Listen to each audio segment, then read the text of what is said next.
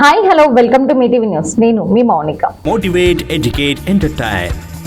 మిర్చిల్ మండలం బోయిన్పల్లి గ్రామం నుండి మాజీ ZPTC T Bheemaiah Goud, MLA Anirudh Reddy, ఎంపీగా పోటీ చేయబోతున్న వంశీచందర్ రెడ్డి నిన్న ముఖ్యమంత్రి రేవంత్ రెడ్డి గారి సమక్షంలో కాంగ్రెస్ పార్టీలో చేరారు. కాంగ్రెస్ పార్టీ ఏర్పడిన అతి తక్కువ కాలంలోనే ప్రజలకు ఎన్నో సంక్షేమ పథకాలు అమలు చేస్తున్నారని, ఈ పథకాలను చూసి పార్టీలో చేరానని మాజీ జెడ్పీటీసీ టి భీమయ్య గౌడ్ తెలిపారు. ఈ రోజు రోడ్డు ప్రమాదం జరిగి యువతి కాలు విరిగిన ఘటన హైదరాబాద్ ఎస్ఆర్ నగర్ పిఎస్ పరిధిలో జరిగింది.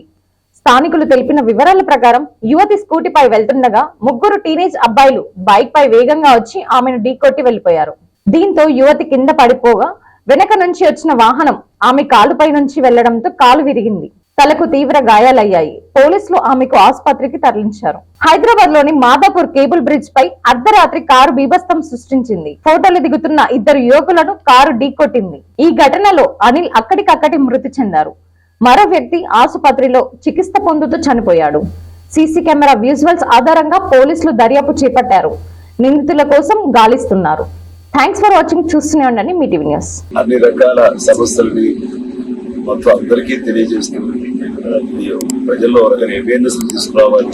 అన్ని రకాల మీ టీవీ అనేది అందరి టీవీ లాగా ఉండాలి.